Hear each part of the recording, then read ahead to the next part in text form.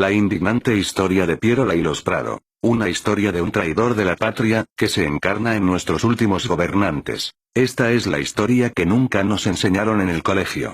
Por conveniencia de los gobiernos traidores, corruptos y vendepatrias. Durante el gobierno de Prado, se corría un estribillo que decía, este jabón lava, pero nunca sacará la mancha. Y todo aquel que lo decía o escribía terminaba en la cárcel. No olvidemos nuestra historia, peruanos. El rol de Nicolás de Pierola en la historia del Perú. Seguramente Nicolás de Pierola debe ser uno de los personajes que más daño ha causado al Perú. Y sin embargo, a través del tiempo, se le ha rendido pleitesía y hasta la principal avenida de Lima lleva su nombre. En las escuelas y colegios del país nunca se narró la historia verdadera de este político que le tocó ser una figura preponderante en los funestos años de la Guerra del Pacífico. Por el contrario, se le menciona como a patriota que dio todo de sí, por su patria. Ni los conocidos historiadores, Jorge Basadre, Pons Muso, ni otro, se atrevieron a escribir la verdad sobre Pierola. Y no porque no supieran cuál era lo cierto, sino, por el temor que casi siempre han tenido estos intelectuales a las clases dominantes y de poder en el Perú.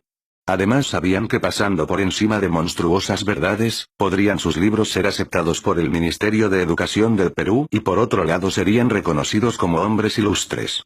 Por ejemplo, nadie dijo que en realidad la guerra del 79 no fue con Chile, sino que fue con un país poderoso, ese país era Inglaterra.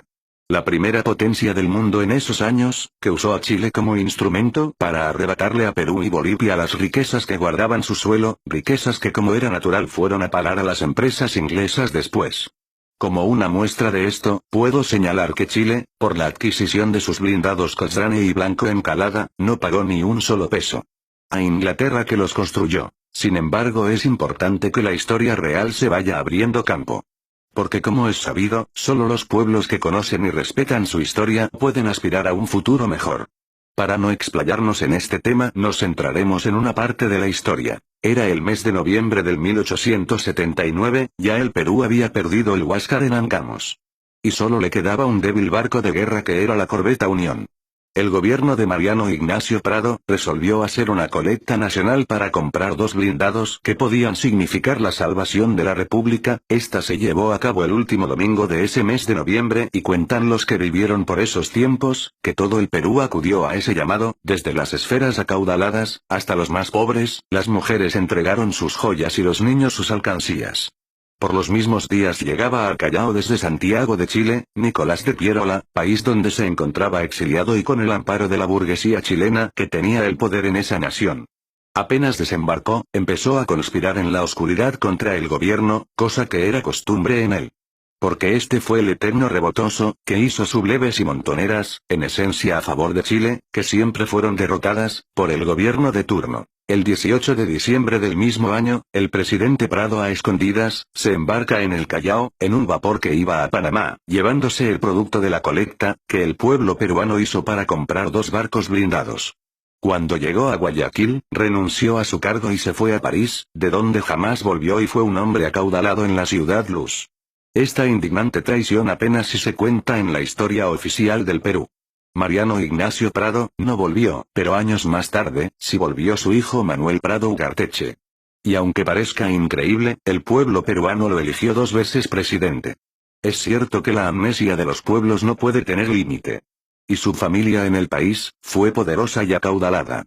Ostentando lujos y osadía y todo eso con el dinero de hombres y mujeres, de niños y ancianos que se desprendieron de lo que tenían, porque pensaron que así se salvaría la patria. La huida de Prado, significó el momento preciso que buscaba Pierola para hacerse del poder y así, al frente de una montonera, entró en Lima, para derrocar al gobierno que estaba a cargo del vicepresidente, General Lapuerta.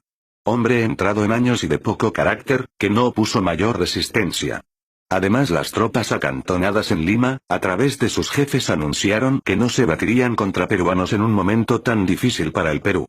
Por lo que aceptaban el gobierno de Pierola, para no causar más males a la nación. Apenas Pierola tomó las riendas del país, empezó un monstruoso plan contra su propio país, el Perú. Este hombre conocido como vanidoso, engreído y egocentrista, comenzó a dar los pasos para hundir a nuestro Perú. Está claro que todo lo que hizo, fue cumpliendo consignas de sus amos chilenos, de quien él fue, siempre un especial huésped. Lo primero que hizo, fue cortar todo apoyo y abastecimiento al ejército del sur, acantonado en Tacna. Sitio donde se llevaría la segunda etapa de la guerra con Chile. Al mando del ejército del sur o de Tacna, como también se le llamaba, estaba el contraalmirante Lizardo Montero, hombre que había combatido y derrotado a Pierola años antes en uno de los muchos levantamientos que éste inició. Por lo tanto lo tenía como enemigo político y sentía celos de él, porque si tenía éxito en la campaña del sur, podría ser bien visto por el pueblo peruano, y podría arrebatarle la presidencia. Pensando así, de esa forma tan mezquina, condenó a estas fuerzas peruanas al más absoluto abandono, en momentos en que se jugaba el destino del país. El pueblo limeño al notar esta actitud, por demás reprochable del dictador, salió a las calles en ruidosas manifestaciones, pidiendo que se envíe socorro a los defensores del sur, que sufrían por escasez de alimentos, armas, municiones, ropa y los refuerzos necesarios para enfrentar al fuerte y numeroso ejército chileno que empezaba a desembarcar en Hilo, en ese tiempo llamado Pacocha. En Lima había en ese momento 2 divisiones de 8.000 soldados cada una, que había formado el general Lacotera, por orden del gobierno anterior y que permanecían inmóviles en sus cuarteles. Pierola, para acallar las protestas, ordenó enviar un cargamento secreto hacia Arica en la corbeta Unión, así fueron embarcadas con mucha fanfarrea y teatro un cargamento, en el que se suponía iba la salvación del ejército del sur. La misión era muy difícil, porque el puerto de Arica estaba bloqueado por la escuadra chilena. Manuel Villavicencio, marino hábil e inteligente, fue el encargado de llevar a la Unión a su destino. Corrían los últimos días del mes de febrero de 1880. La Unión se acercó al puerto de Arica en la madrugada del 26 de ese mes, y empleando buenos movimientos pasó en la oscuridad entre los buques chilenos, y ancló en el muelle del puerto peruano e inmediatamente inició la labor de descarga, sin ocuparse de contestar al cañoneo de la flota del país del sur. El Huáscar, que ya estaba al servicio de la escuadra chilena, intentó espolonear a la Unión. Pero un certero cañonazo de una batería de tierra paró esa intención y además, causó la muerte de su comandante, de apellido Thompson. A las 4 de la tarde, la faena había terminado, y sin perder tiempo y aun cuando el sol no se perdía en el horizonte, la Unión, con una hábil maniobra logra romper el cerco de la poderosa escuadra chilena, en medio de las hurras peruanas del muelle, del asombro de los marinos chilenos y el aplauso y admiración de los barcos neutrales, que en señal de saludo lanzaron al aire sus sirenas. La Unión llegó al Callao, sana y salva. Pasada la euforía, los peruanos en Arica comenzaron a desempacar el cargamento que vino en cajas cerradas, y se dieron con la triste sorpresa de que solo les habían enviado montones de tela blanca y 2 ametralladoras malogradas e inservibles. Pierola se había burlado de ellos y del pueblo peruano en la forma más cruel que se le pudo ocurrir. Este hecho, que había levantado la moral peruana en un principio, significó un terrible golpe al ánimo de los defensores del Perú. Respecto a esto, el historiador chileno Vicuña Maquena dice: este hecho trajo desazón en los espíritus entre la oficialidad y tropas peruanas.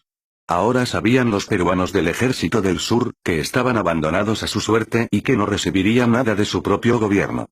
Pierola estaba cumpliendo su cometido: facilitar la derrota del Perú. En este escenario, se dio la batalla de Tacna, o del Alto de la Alianza. Los chilenos avanzaron desde el norte con 18.000 soldados y 1.200 jinetes de caballería, con numerosa artillería manejada magistralmente por los artilleros ingleses. Los peruanos, que estaban aliados con Bolivia, opusieron 6.500 peruanos y 3.000 bolivianos. Sin caballería y con 12 piezas de artillería. El llamado ejército de Arequipa, que había salido de Arequipa hacía 2 meses antes, al mando del coronel Leiva, con 2.000 soldados, para unirse al ejército de Tacna, jamás llegó. Avanzó tan lentamente que el día 26 de mayo, día de la batalla, se encontraba en Mirabe, a 130 kilómetros de Tacna, de donde regresó a Arequipa. Naturalmente este mal coronel no llegó a su destino por órdenes de Pierola, que era su amigo y coterráneo. Ambos eran de Arequipa. A pesar de la tremenda diferencia de fuerzas, el encuentro fue horriblemente parejo, sobresaliendo el batallón Cepita al mando de Cáceres. Y por el lado boliviano, los colorados hicieron honor a su fama de aguerridos.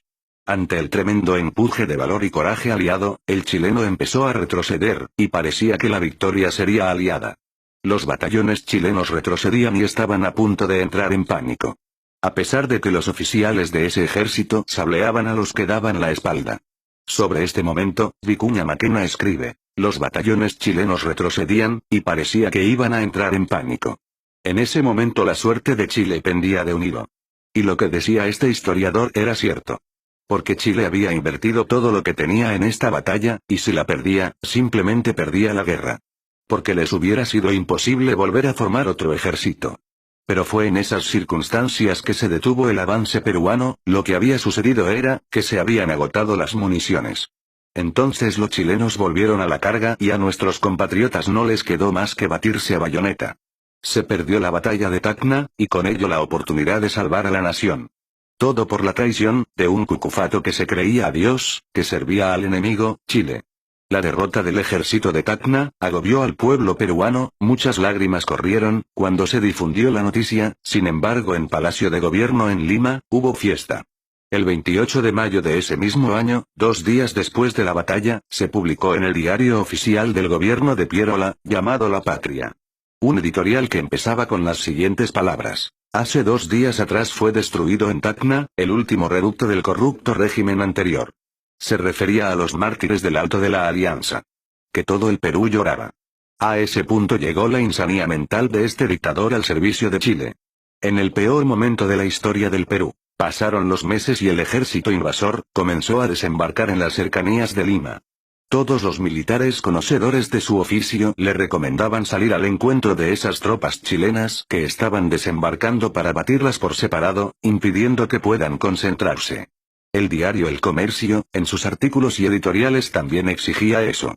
Sin embargo Pierola, reacio a todo consejo, permaneció inmóvil permitiendo que los chilenos tranquilamente desembarcaran y se trasladaran a Lurín. En el fondo no quería delegar a nadie el mando del ejército. Tampoco quería dejar Palacio de Gobierno. Por eso decidió esperar al ejército de Chile, en las puertas de Lima. Así llegó el 13 de enero de 1881, en San Juan, se dio el primer encuentro del compacto ejército chileno apoyado por su escuadra, contra un ejército peruano totalmente mal dirigido por un miserable traidor, como era Pierola. Naturalmente el resultado no pudo ser bueno para los peruanos.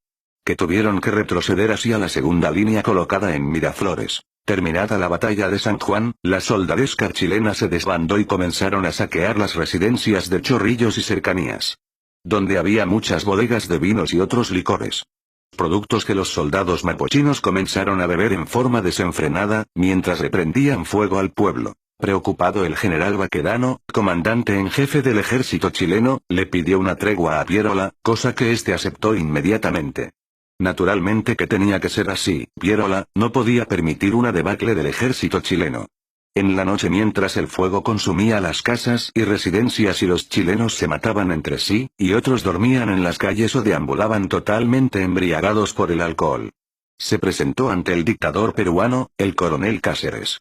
Para pedirle permiso, y atacar con su batallón de 2000 hombres, a los chilenos en la absoluta convicción que con esa acción terminaría con el ejército chileno que se hallaba desbandado y borracho y con ello se ganaría la guerra.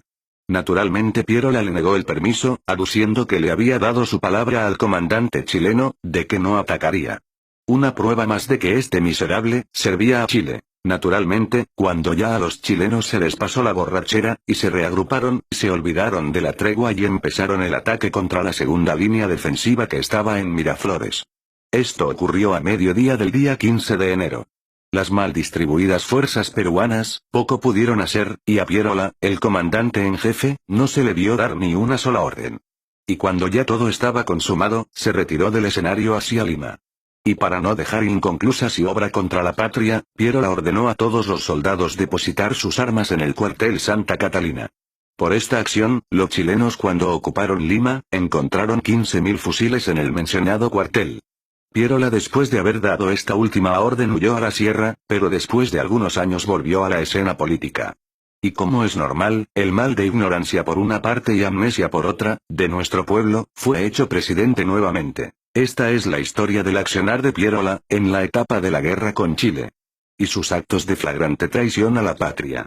Deberían haberlo sepultado bajo un montón de tierra. Sin embargo, su nombre figura en plazas, calles, clubes, billetes de moneda, y otros sitios que debieran estar reservados para hombres que honraron a la nación.